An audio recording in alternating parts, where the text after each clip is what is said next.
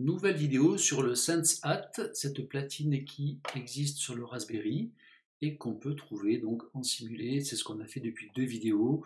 On utilise un simulateur de la SenseHat.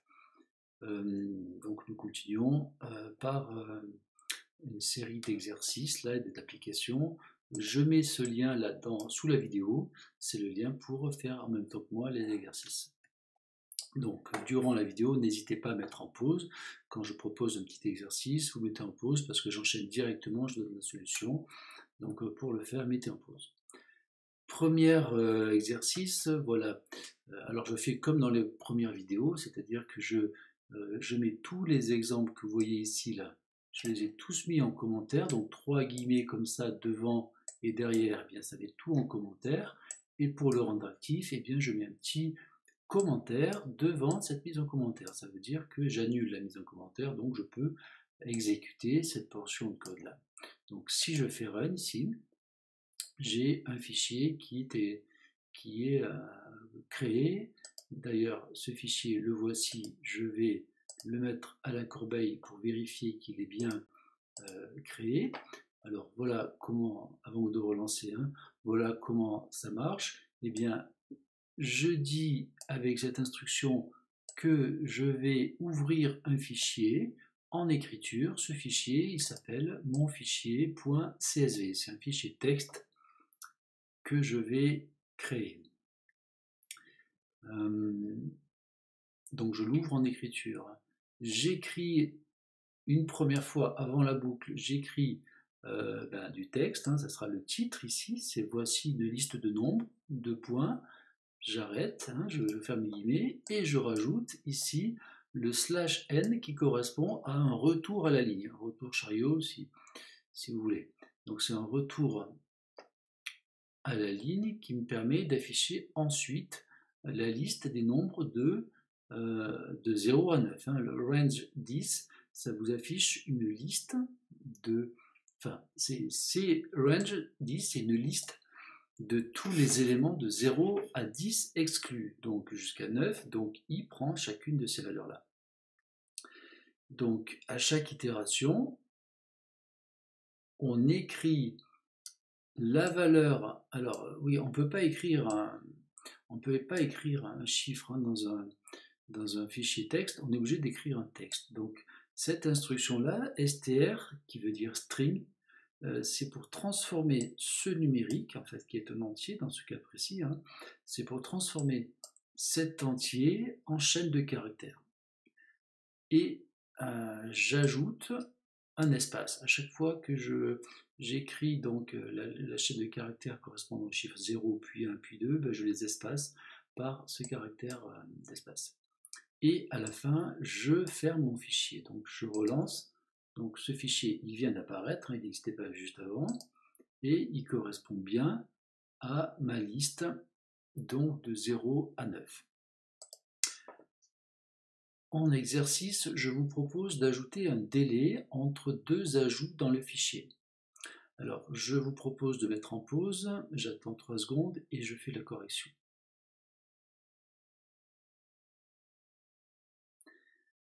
Donc, la correction est la suivante.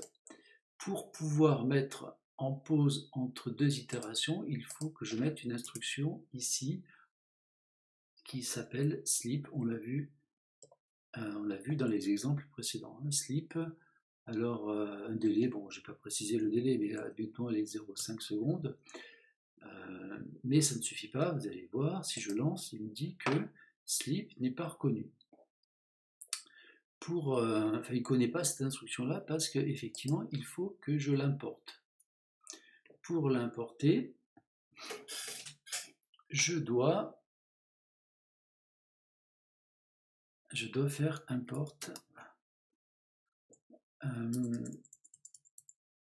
from time import sleep.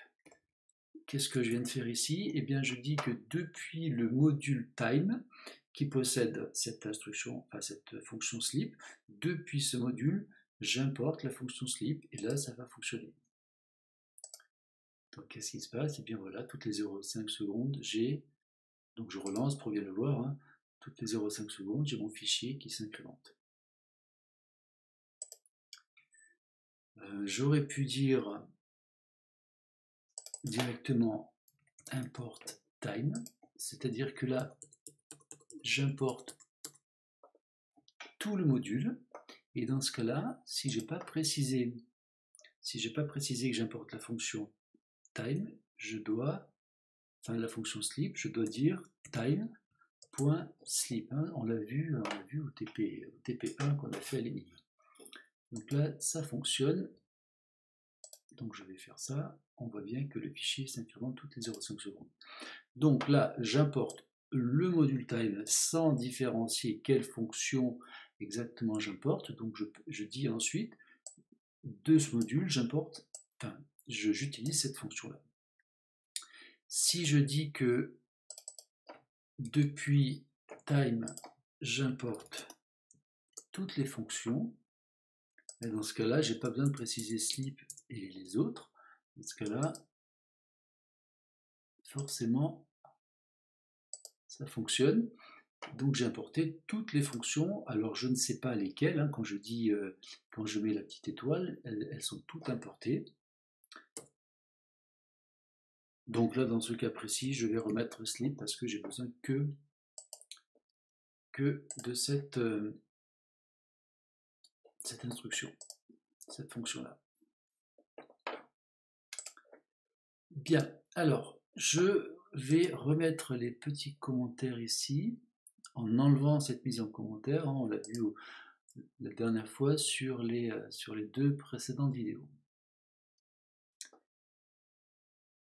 Alors, je vais juste l'enlever pour pas vous donner la correction. Voilà. Maintenant, je vais reprendre ma carte et je vais afficher l'orientation de la carte. Alors tout de suite, je fais l'exemple. Donc on me dit que ma carte, elle a un pitch, un roll et un yaw. Alors ces valeurs-là, c'est en fait le tangage, le roulis et le lacet, hein, parce qu'on peut l'orienter, cette carte on l'avait déjà vu, on peut l'orienter comme ceci, ça c'est le yaw qui va changer, donc le lacet, mais on peut changer aussi les trois orientations, je vous laisserai faire. Donc si je relance ici, d'ailleurs, pourquoi ça ne marche pas? Alors parfois il faut que j'appuie 2 fois, je ne sais pas pourquoi, hein. Là j'ai dû appuyer 2 fois pour qu'il m'affiche la nouvelle valeur du lacet, donc du yaw. Donc je refais un essai, je tourne ici et je relance. Ah, c'est marrant ça.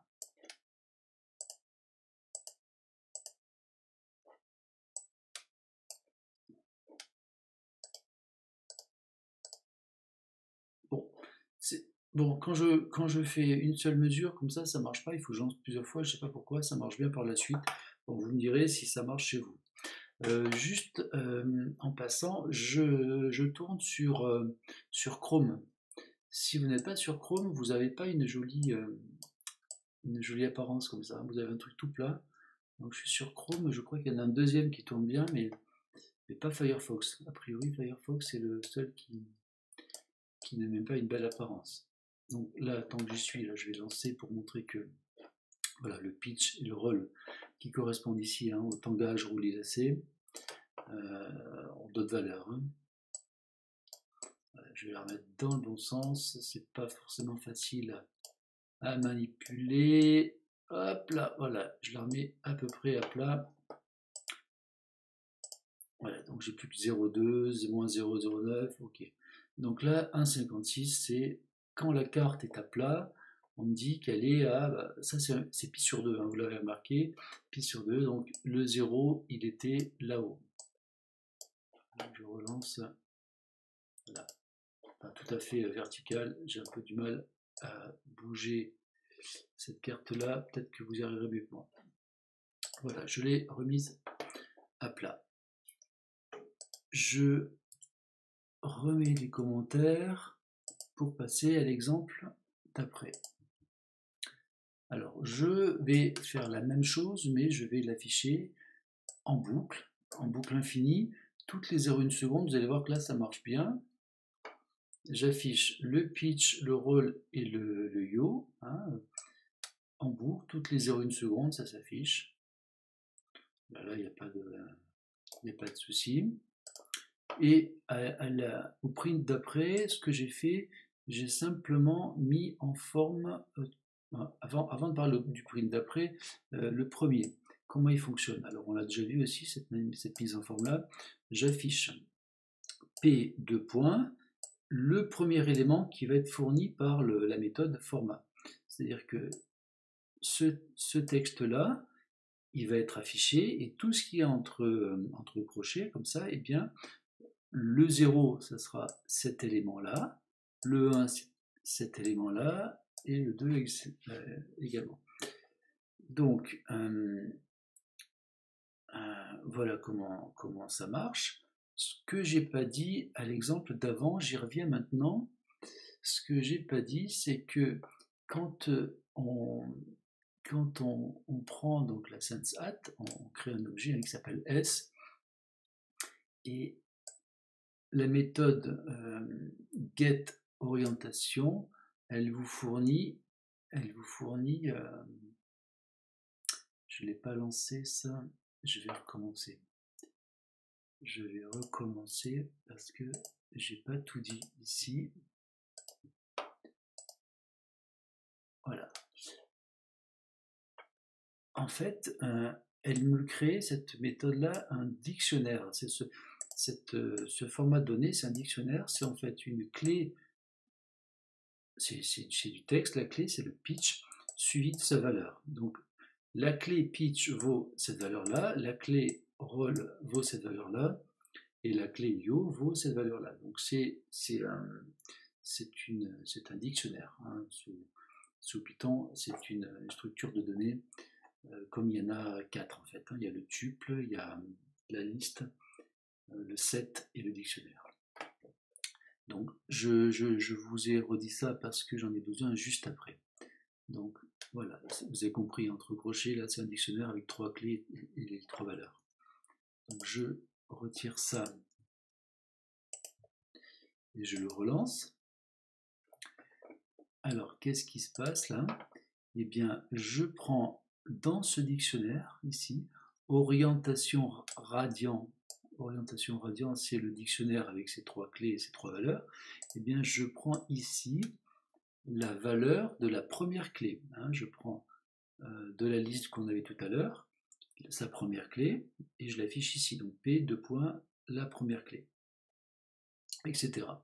Si j'enlève ce print pour mettre le deuxième, eh bien vous voyez que simplement j'ai arrondi. J'ai arrondi à 3 chiffres après la virgule. Hein. Cette notation-là, donc le début c'est le même, hein, c'est l'élément 0, l'élément 1, l'élément 2.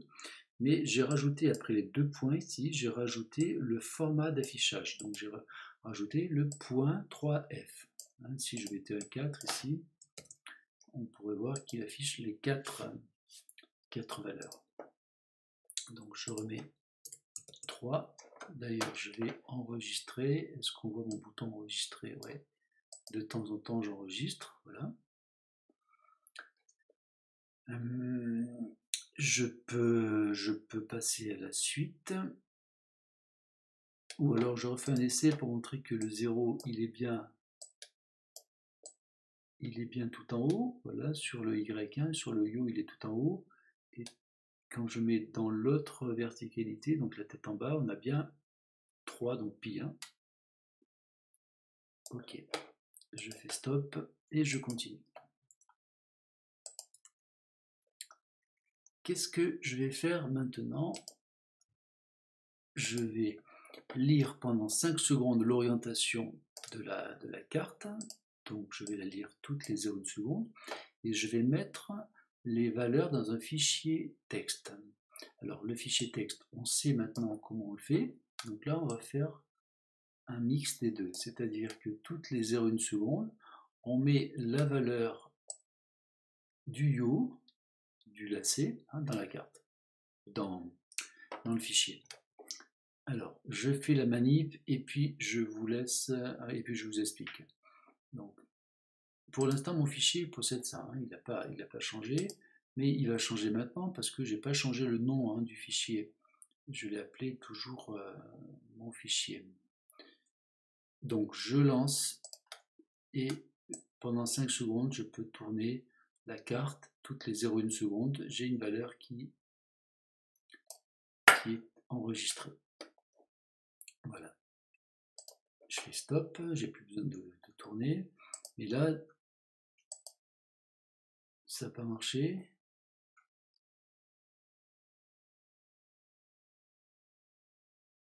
Pourquoi ça ne marche pas? Je recommence.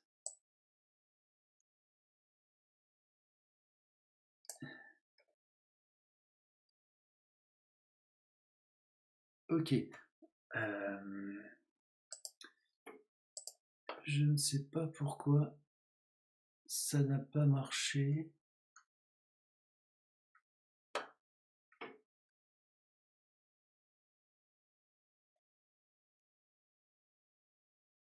Hein, dans mon fichier, j'ai pas les bonnes valeurs, hein.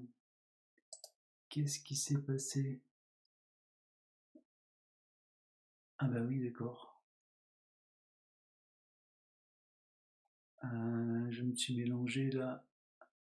Je me suis mélangé, j'ai pas annulé les bons trucs. Voilà. Donc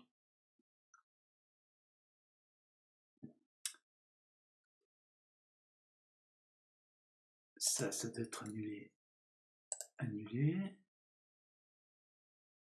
Ok, voilà, je m'étais un peu mélangé les pinceaux dans mes annulations de commentaires. Voilà, donc je recommence.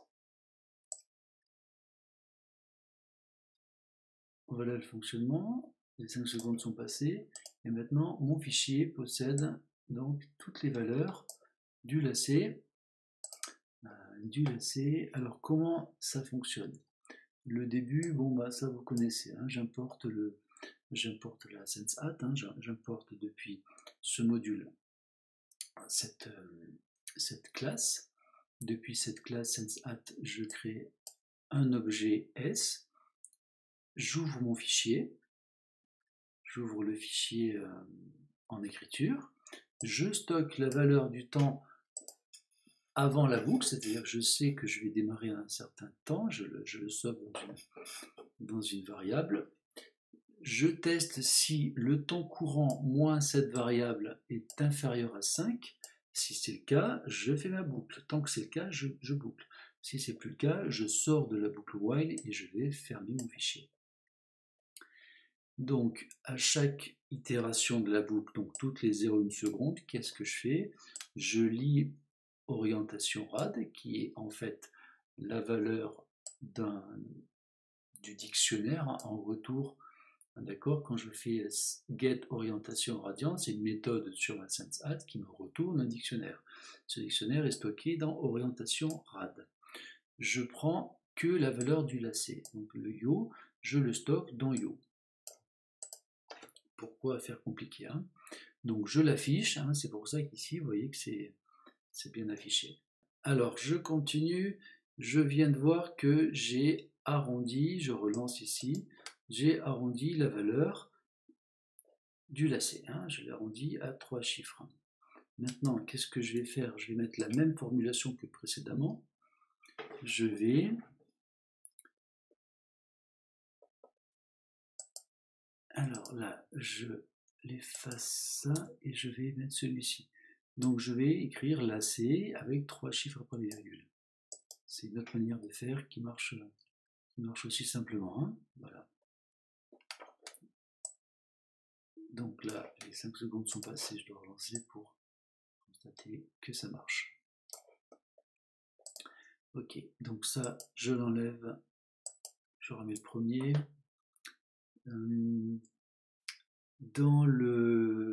C'est ça, voilà, j'ai mis un retour à la ligne, mais j'aurais pu mettre autre chose. Je fais un exemple, hein. Si je mets donc j'ai mis un espace, un point virgule et un espace. Voilà, je le fais tourner pour pas avoir que toujours la même valeur.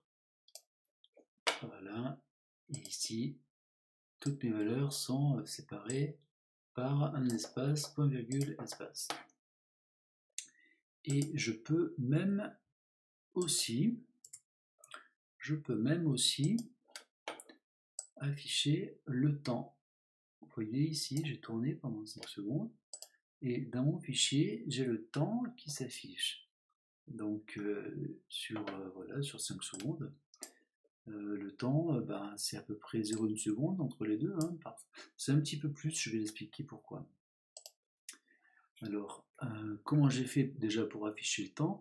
Eh bien, j'affiche non pas simplement comme tout à l'heure ceci, mais j'affiche une chaîne de caractères avec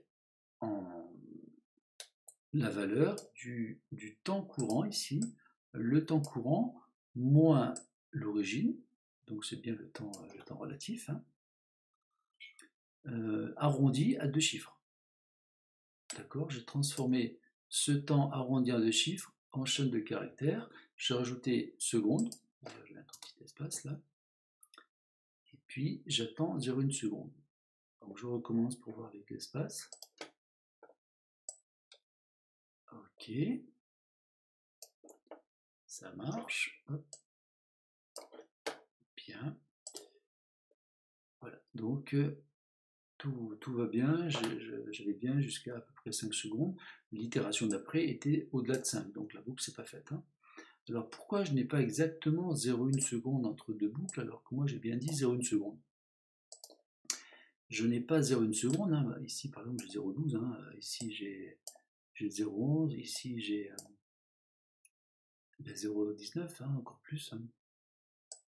0,17, donc c'est toujours plus que 0,1. Et bien en fait parce que tout ça là, ça nécessite un certain temps d'exécution, surtout sur le simulateur, c'est pas forcément rapide, hein, parce que le simulateur doit prendre en compte l'acquisition de... Je tourne avec la souris, donc il y a des ressources processeurs qui sont utilisées, et donc ces opérations durent quelques centièmes de seconde, entre 1 et 5 centièmes de seconde pour faire tout ça. Donc forcément, je rajoute 0,1 seconde, ça fait donc plus que 0,1. Ok. Donc voilà pourquoi. Normalement, j'aurais dû avoir 50 boucles hein, si je vais jusqu'à 5 secondes, alors que là, j'en ai pas 50. En réalité, j'en ai 37. Donc en moyenne, hein, j'ai pas 0,1 seconde, j'ai 50 sur 37, divisé par 10. Ok, celui-ci, il est bon. Je passe à autre chose. On va passer à des graphiques. Voilà, on en a besoin parce que tout à l'heure, je vais afficher la courbe. Cette courbe-là, je vais l'afficher sur un graphique. Alors, d'ailleurs, avant, j'ai besoin de refaire, faites-le aussi, j'ai besoin de reprendre mon fichier là sans le temps. Voilà, j'ai besoin de reprendre le fichier de la ligne 49. Donc voilà, une belle courbe. Ok. Ah non, c'est pas celui-ci. Désolé, c'est le tout premier. Donc voilà, je tourne dans un sens, je tourne dans l'autre, et je reviens à 0. Voilà. Donc j'ai besoin d'avoir ce genre de fichier là, donc avec toute à la ligne, hein, toutes mes valeurs. Il y en a comme tout à l'heure, hein, 34, ou tout à l'heure il y en avait à peine plus. Donc voilà, donc mon fichier, celui-ci je ne vais pas y toucher jusqu'à ce que je puisse afficher l'ensemble de ces valeurs sur un graphe. Alors les graphes, voilà comment ça va marcher. Je mets hors commentaire et puis je fais un run. Voilà, donc on peut faire facilement du graphique avec Python. Comment ça fonctionne? Eh bien là, je prends depuis la bibliothèque Matplotlib, c'est une bibliothèque pour faire des tracés, hein, des graphiques. Je prends le module Pyplot, il y en a plusieurs, hein, je prends celui-ci, c'est celui qui me permet de tracer ce genre de courbe. Et je l'appelle PLT. Hein, j'ai pas envie de me trimballer avec ce nom complet là quand je vais utiliser mon module. Regardez ici, le PLT, voilà, c'est le résumé de ça. Hein. Sinon, j'aurais dû dire matplotlib.pyplot.plot. La fonction que je veux, c'est plot. Hein, c'est celle qui trace une courbe. Donc, j'ai plus qu'à appeler ça PLT. Et j'ai deux tableaux. Un tableau en X qui va être tracé par rapport à un tableau en Y en bleu avec une largeur de ligne de 1. Voilà, je l'ai déjà tracé. Donc, la première, les abscisses 0, 2, 4, 6, 10, 0, 2, 4, 6, 10, et en ordonnée 0, 1, 2, 4, 8. 0, 1, 2, 4, 8, donc c'est bien la courbe bleue. La deuxième, c'est la rouge, hein, d'accord. Quand on met des options dans plot, hein, c'est parce que c'est pour différencier les courbes, on peut avoir une légende aussi. Là, j'ai mis 1, je vais mettre 3 pour voir. Voilà, ça ne change pas pour le coup. Ça ne change pas. Et la verte, est-ce que je peux changer l'épaisseur? Oui, pour la verte. Alors, ah non, d'accord, ça marche comme ça. Je change toutes les épaisseurs d'un coup. Ok, ça marche. Donc, à la limite, j'ai pas besoin de ça.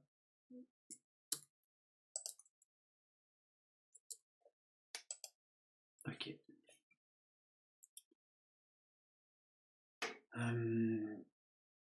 Ok, voilà, on a compris pour les courbes. Je continue avec l'affichage d'un sinus. Je lance tout de suite et j'explique après. Donc voilà ce sinus. Comment j'ai fait pour afficher un sinus sur une période, hein, vous voyez qu'on revient au bout de 2π, on revient à 0. Alors j'ai importé toujours mon module pyplot, que j'ai appelé PLT comme tout à l'heure. J'ai besoin d'un sinus et du pi, donc je l'ai importé. J'ai importé ces deux fonctions depuis le module math. J'ai créé un tableau T, un tableau Y. Ah, celui-ci, c'est pas pour tout de suite.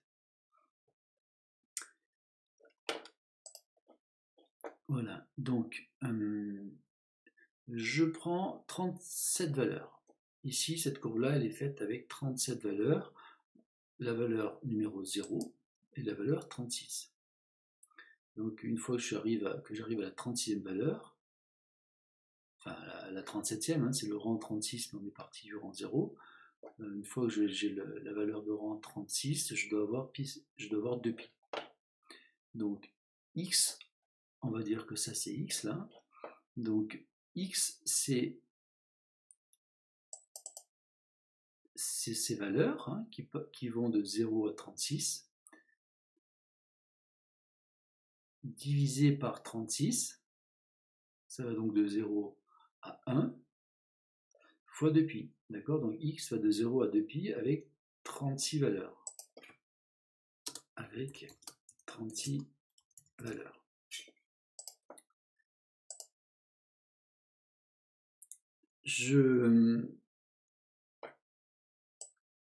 Du tableau T qui était vide, dans ce tableau, j'ajoute la valeur de x. Donc je vais faire 36 boucles, donc je vais lui mettre 36 valeurs. Et dans le tableau Y qui est vide, c'est une liste, hein, sous Python, un tableau c'est une liste, eh bien je vais rajouter la valeur du sinus. Et je vais, avec plot, afficher en abscisse T, en Y, eh bien, le sinus, et je vais afficher donc S pour dire square, hein, c'est pour mettre des petits points là. Si je ne mets pas, eh bien j'ai par défaut ceci, donc je laisse S pour les petits points. Si je mets le O, c'était les ronds, voilà, pourquoi pas. Donc j'affiche, et si je mets le trait là, alors je peux mettre deux traits comme ça, c'est pour mettre en pointillé. On ne le voit pas parce que c'est trop gros les ronds, voilà, on voit qu'il y a des pointillés. Pourquoi pas, donc je remets celui-ci pour, voilà, c'est plus joli comme ça. Et je dois afficher, hein, je ne l'ai pas dit tout à l'heure là, mais une fois qu'on a tracé ici, une fois qu'on a fait plot, on doit afficher le plot. Ok. Donc c'est tout bon. Je vais vous laisser mettre en pause pour tracer le cosinus par-dessus, hein. C'est-à-dire on rajoutera ici, on va rajouter le cosinus. Donc mettez en pause et vous le faites. Bien, une fois que c'est fait, vous allez rajouter le tracé. C'est une courbe paramétrique, on va dire, hein. C'est le tracé non pas en fonction de t en abscisse, mais en abscisse j'ai le sinus de t et en ordonnée j'ai le cosinus de t. Voilà, mettez en pause et voilà, prenez le temps de faire ça, je ne le fais pas.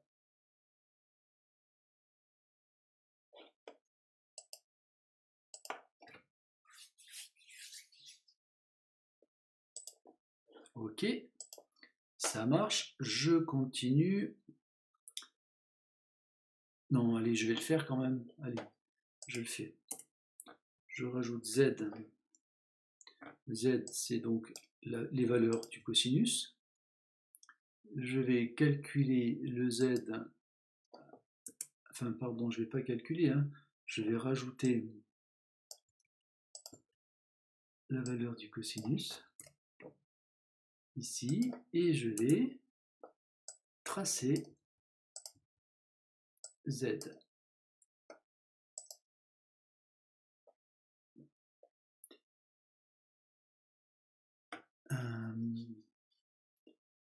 Qu'est-ce qu'il me dit là? Cos, oui, c'est ça. Je n'ai pas importé le cosinus. Il faut l'importer. Voilà. Donc, c'est le vert.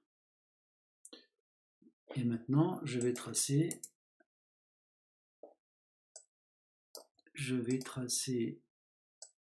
Y en fonction de Z. Ça, c'est la courbe paramétrique. Elle se dessine en rouge. Et donc, alors pourquoi c'est pas un cercle? Normalement, ça devrait avoir un cercle. C'est une question d'échelle ici.